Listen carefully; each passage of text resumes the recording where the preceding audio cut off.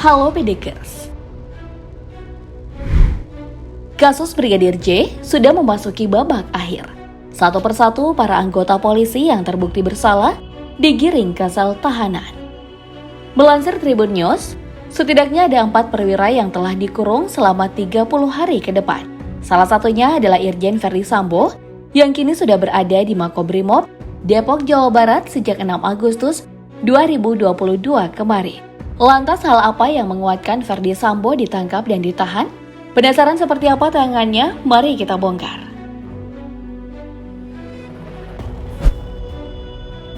Kasus pertama yang akan kita bahas ialah aksi tipu-tipu Ferdy Sambo di lokasi kejadian.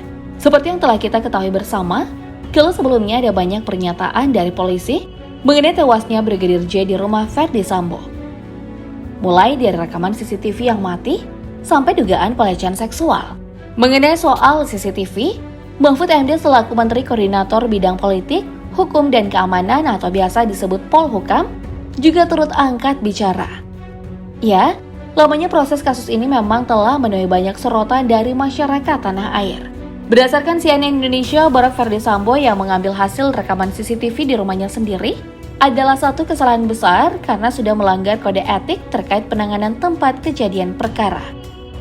Mahfud MD menyebut kalau Ferdy Sambo tidak profesional dalam menangani TKP di rumah dinasnya itu.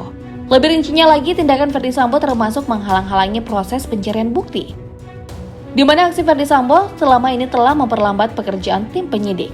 Dan ini merupakan pelanggaran pasal 221 KUHP sebagai bentuk perbuatan menyembunyikan, menolong untuk menghindarkan diri dari penyidikan atau penahanan, serta menghalangi atau mempersulit penyidikan atau penuntutan terhadap orang yang melakukan kejahatan.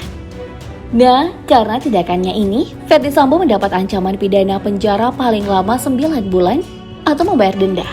Yang lebih miris lagi, Ferdy Sambo diketahui telah memerintahkan 10 personil polisi untuk menghilangkan jejak dengan cara merusak lokasi kejadian dan membuat rekayasa baru soal tewasnya Brigadir J selama ini.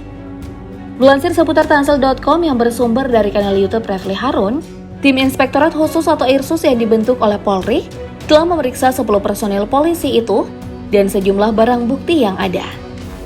Dengan informasi ini, Refli Harun malah menduga kalau pasca kejadian polisi tembak polisi, Irjen Ferdy Sambo berada di TKP. Ini mengkonfirmasi bahwa sesungguhnya pada peristiwa tersebut Ferdy Sambo ada di TKP. Seperti yang dijelaskan oleh Refli Harun tadi, kemungkinan itu ada benarnya. Kira-kira menurut Bedegers gimana? Dengan tindakan Ferdy Sambo merusak TKP, itu termasuk pelanggaran pasal 233 KUHP yang menjelaskan barang siapa dengan sengaja menghancurkan, merusak sehingga tak bisa dipakai lagi, menghilangkan barang-barang yang digunakan untuk meyakinkan atau membuktikan sesuatu di muka penguasa yang berwenang, akta-akta, surat-surat atau daftar-daftar yang atas perintah penguasa umum, baik yang diserahkan kepada seorang pejabat maupun kepada orang lain untuk keperluan jabatan umum. Untuk pasal ini, Ferdy Sambo terancam dihukum pidana kurungan penjara paling lama 4 tahun. Bukan cuma itu, informasi yang beredar luas kalau Brigadir J melakukan pelecehan seksual kepada Ibu Putri Chandrawati ternyata tak benar. Supaya kita tidak kembali misinformasi, lebih baik kita langsung cek kebenarannya. Melihat laman lintas terkini, Komnas HAM mengaku tak ada tindakan Brigadir J yang dituduhkan berbuat negatif, seperti penodongan senjata api dan pelecehan terhadap istri Ferdy Sambo. Menurut Ketua Komnas HAM Ahmad Taufan Damanik, menyebutkan dari hasil penggeledahan yang dilakukan oleh tim penyidik khusus Barreskrim Polri, tak ada kesaksian soal penodongan senjata api terhadap Putri Chandrawati maupun tindakan pelecehan. Nah, Ahmad Taufan Damanik kembali menjelaskan soal hasil penemuan lain di rumah dinas Irjen Ferdy Sambo, bahwa dalam proses pengungkapan kasus Brigadir J, ada banyak pernyataan awal yang telah direkayasa. Selain itu, Ahmad Taufan Damanik mengatakan, dari hasil pemeriksaan sejumlah saksi dan alat bukti rekaman CCTV ditemukan, ternyata banyak informasi yang tidak klop dan tak sesuai dengan fakta. Tak cuma itu, Ketua Komnas HAM ini juga menduga masih ada fakta lain yang ditutup-tutupi oleh Ferdy Sambo soal tewasnya Brigadir Nofriansyah Yosua Huta Barat 8 Juli 2022 kemarin. Jadi 3 tindakan yang dilakukan oleh Irjen Ferdy Sambo untuk mengaburkan fakta kematian Brigadir J di lokasi kejadian.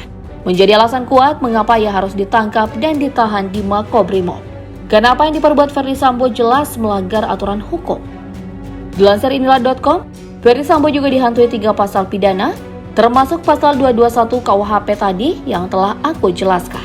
2 pasal lain yang dilanggar Ferdy Sambo adalah pasal 338 KUHP tentang pembunuhan yang telah dikenakan kepada ajudannya, yaitu Baradae alias Richard Eliezer, dan yang kedua pasal 340 KUHP tentang pembunuhan berencana, yang juga telah ditetapkan kepada ajudan Ferdy Sambo yang lain, yakni Brigadir Ricky Rizal.